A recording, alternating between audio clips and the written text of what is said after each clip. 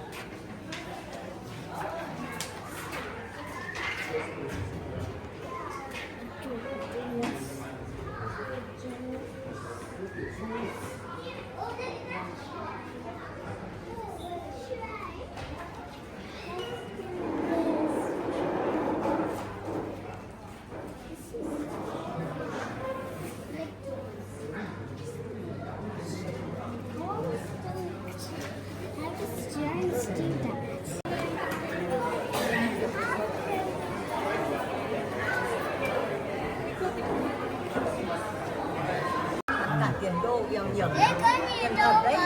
Nhưng mà đâu vậy? Nhưng mà xu vậy? Nhưng mà xu vậy?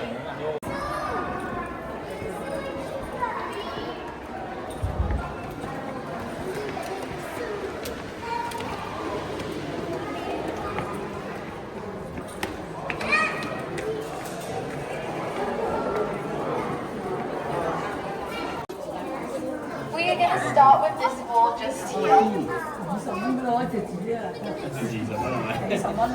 So this one is our stories of Change wall. We call it that because our change can tell Australian stories. So there are over 13,000 coins on this wall alone. That actually adds up to a value of $12,500 because of all the 1 and 2 cent pieces that we have in place here.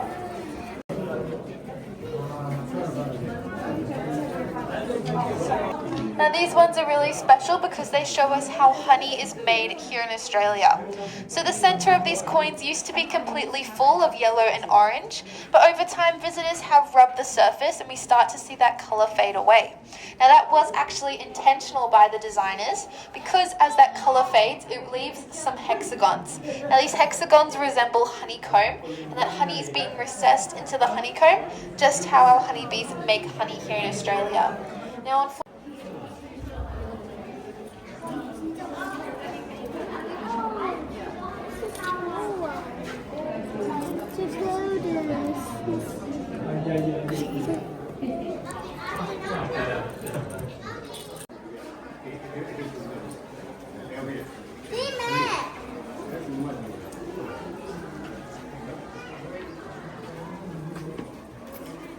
So this display just here is showing us some photos from the first day of operation at the Mint and building up this Mint here in Canberra.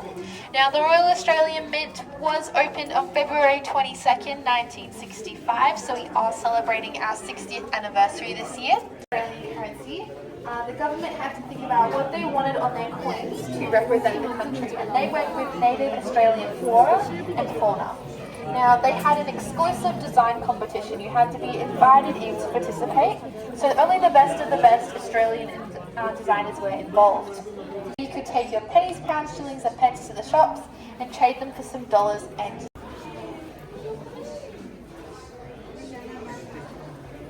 So this first change to this coin set happened only 3 years after its release. They realised they needed to make some changes, and that was to our 50-cent coin. So we can see here the 50-cent pieces used to be round. The problem with this is they looked very similar to the 20-cent coin. When people would pay for things, they would go based on the shape and size of that coin. The $1 coin is bigger than the $2 when it's actually worth less. And the reason for this is the Mint just didn't really think about it at the time. They didn't plan it ahead.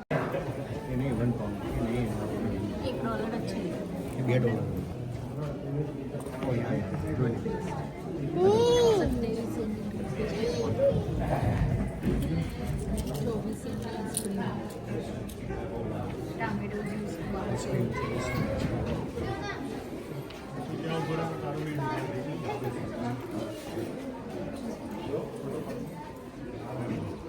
those large models of coins that we were looking at in the last cabinet, those are actually made out of dental plaster. So Stuart Devlin used to use dentistry tools to... We can see just how many layers go into making that kangaroo. When we shrink that coin down to size, it's only going to be about 0.2 millimeters wide. So that's quite a lot of detail we're able to add in what is such a... Code says was a 15-year-old boy. He called the mint up only 3 hours after it was released, said he'd solved it under his microscope at home, and I'm sure he probably received a job offer in code breaking after that, because that's pretty... We have a lovely team of coin designers. We also have a team of graphic designers working here at the mint. Now their job is to kind of enhance that experience of collecting coins, make it a little bit more exciting. And for example, we have our 50 years of place. So after the tour, if you want to, you can go have a look in the gallery. They have some of these medals on display, all signed and approved by Queen Elizabeth actually, which is pretty cool to see her signature. Alrighty, so we're going to move on to the factory section now, starting with this room just here. So I do have in our spending change, we only strike a coin once. Here it happens 4 times to make sure that image is patterned. We'll then take that coin out, take it under the magnifying glass again, and then place it on a tray to be taken away to packaging. So it's quite a tedious process, but it does ensure everything in here is perfect and can be looked after by collectors. Now at the back of the room,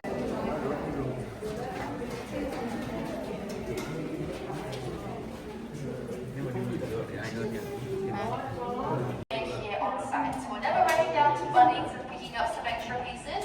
We'll just make them in this room here.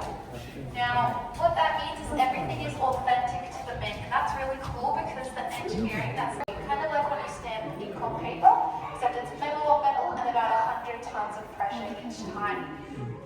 Now these dies can last quite a while, but in our proof coin hall where we're making special coins, they often last about 250 presses before that image starts to come unclear and we can't really put that out to collectors.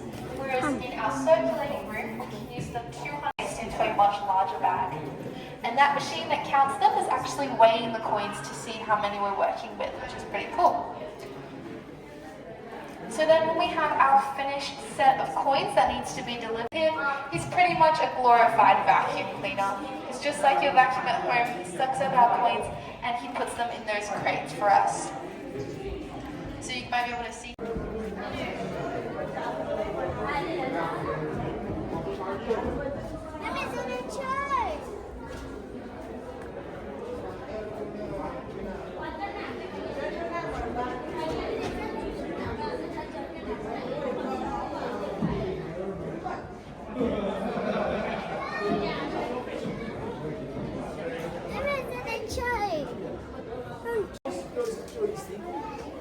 Can I do 20 cents?